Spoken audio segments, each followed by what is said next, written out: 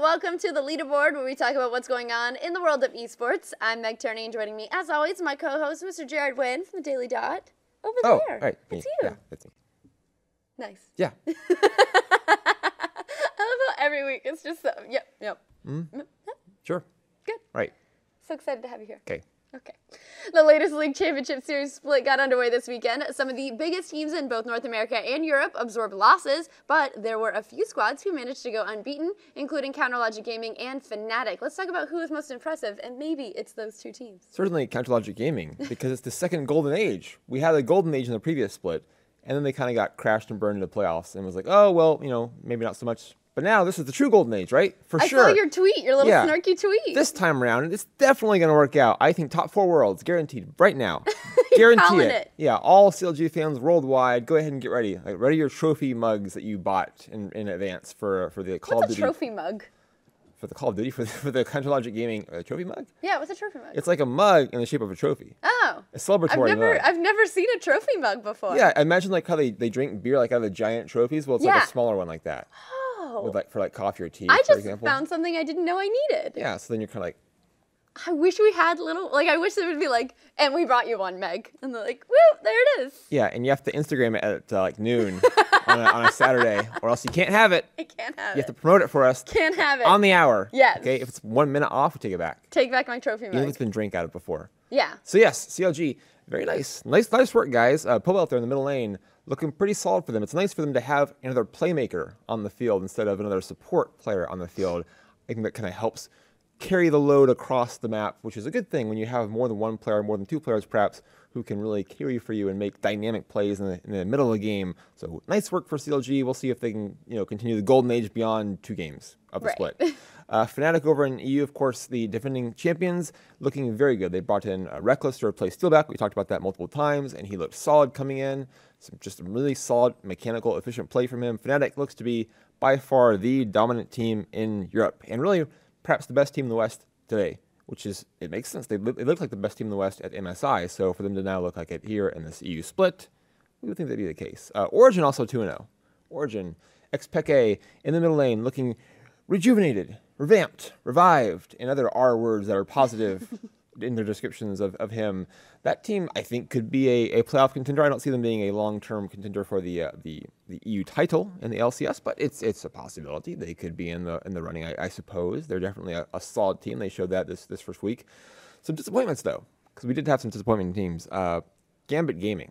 They had Forgiven come into the bottom lane, and didn't look. The team just did not look that great the first week. They did not really impress. I was not impressed personally. No. I didn't feel impressed. The impression was not. I think they're most disappointed by that, by not impressing you. Yeah, actually, I saw that. They tweeted out as a team to me. Yes. We're sorry, Jared. And they promised to make it up to you, or just we're sorry? Just we're sorry. Oh. They can't make any promises looking like they do right now. That's They don't, rough. They don't want to put things too I'm far glad they're out being there. realistic. Yeah, and then we saw both Cloud9 and TSM actually drop a game. TSM actually dropping a game to Cloud9, and then Cloud9 turning around and dropping a game to Dignitas, which was a weird result for them considering they just beat TSM in kind of a not great game, but it was okay for the two teams. So everyone kind of getting their footing as you would expect in the first week of the LCS split. TSM trying to get their form back together after a rough MSI.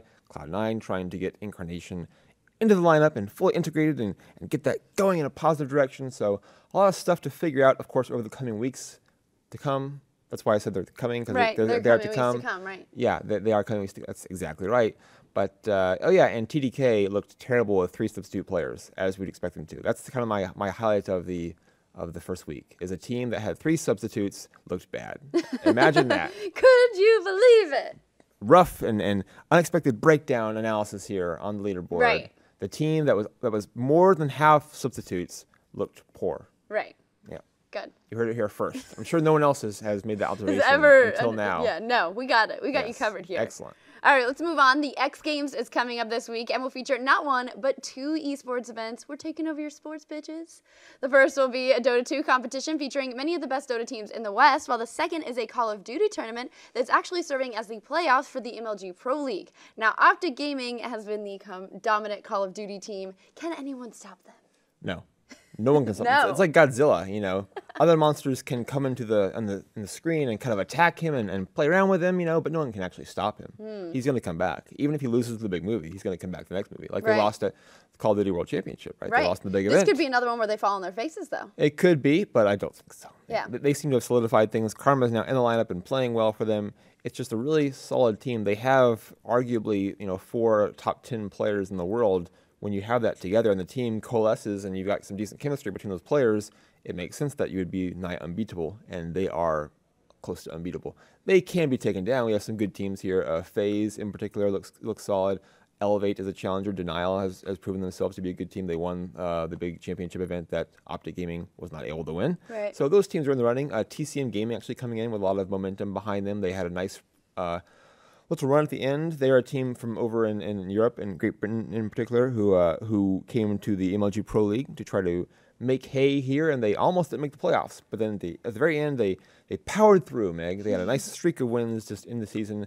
So momentum coming in here, and we know how popular and important momentum is. Yes. That means the whole thing. That means everything. How you actually play, the tactics and your skill don't really matter a lot when it compared to momentum. Right. The big M word is what gets you. It's what gets you titles. That's what it is. And the cash prizes and the money and the wealth and the fame and the girls and the boys. You know, that's what gets you all those things. Yeah. Momentum. And the trophy mugs. Yes. It's the M word. It is. What about the Dota tournament? I like EG. I think they're my team to choose. Team Empire was going to attend, but then couldn't attend, which is unfortunate. So I think Virtus Pro looks strong. EG looks strong always because PPD is the taskmaster for that team. He whips them into shape, and perhaps literally. I don't know. Perhaps he is we'll a very. Get an 18-page letter telling us about it later. A strong-minded leader he is. Yeah, I think RTZ is already on his first draft of his EG review, his autobiography. My time in EG. Yes. Yes. Season 1. For professional Dota 2 players, the autobiographies start coming out around 20 years old age. So he's got to work on it a little bit more, but then he's going to have a big release. It's going to be fantastic. Then he's ready. Yeah. All right, I want to talk about my favorite story this week. Twitch serves as a primary hub for streaming for competitive games, of course, and the streaming platform recently made a big announcement, a clarification, their words, not mine, that adults-only games would not be allowed on users' channels. The timing of the announcement has pretty much everyone looking at Hatred, which came out yesterday, and received, of course, the adults-only rating. Let's talk about why people are making this connection. Well, because it came out right before Hatred came out. It's a pretty obvious thing to say. Yeah, but I first want to talk about this idea that it's a rule clarification. It's a change. They were going game by game. Now they're saying it's blanket, no adults only. It's a change. Well, they always clarify the rules. That's what they always use that word. Like it's a clarification. When the cleavage rule, if you will, was introduced, it's like, oh, we're clarifying that you can't just like have your boobs out all the time on the show. Which, by the way, PS did nothing. Yeah, it was boobs just all over boobs are still all over the place. You know, just boobs. Oh yeah. You can't fire a e-gun without hitting a pair of boobs. Absolutely. But I don't know if there was like someone they brought in, a consultant maybe, who was like, let's use the word clarify. Makes people feel better. Yeah, maybe. Does it? I don't know. Do you feel better about it? I think people think, oh, well, it's not a change. It's already there. They're just clarifying it. And they do this? They do this a lot. Oh, that I sounds do this good. a lot in my daily Thanks, life. Twitch. That sounds great. Yes. Yeah. So, it's a change. I don't know. Yeah, it is a change. Yeah, it's a change for them. So they want to have no adults-only titles here. Right. That means we won't get to experience the joys of we had a game we found out was listed here.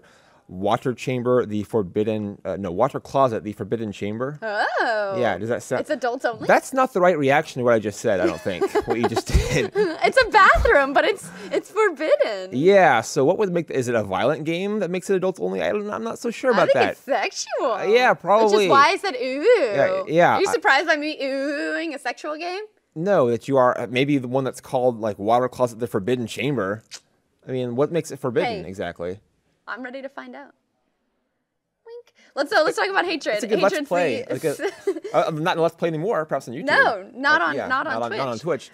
So you have Hatred, the mass murder simulator. The second only game to have no sexual content to be given an adults only. It is. I had it compared to me to Grand Theft Auto. I guess the difference is that GTA is a non-linear experience. You can kind of do whatever you want to do, including perhaps murder a bunch of people with a rocket launcher, for example.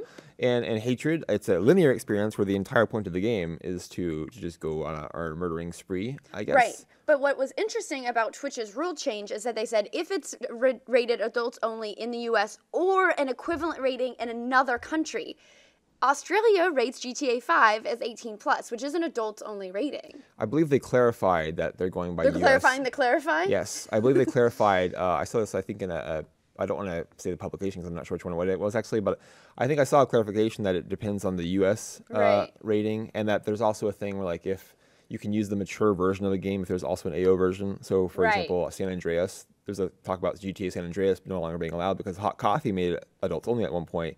But as long as you're playing the right version of the game, you can still stream on Twitch.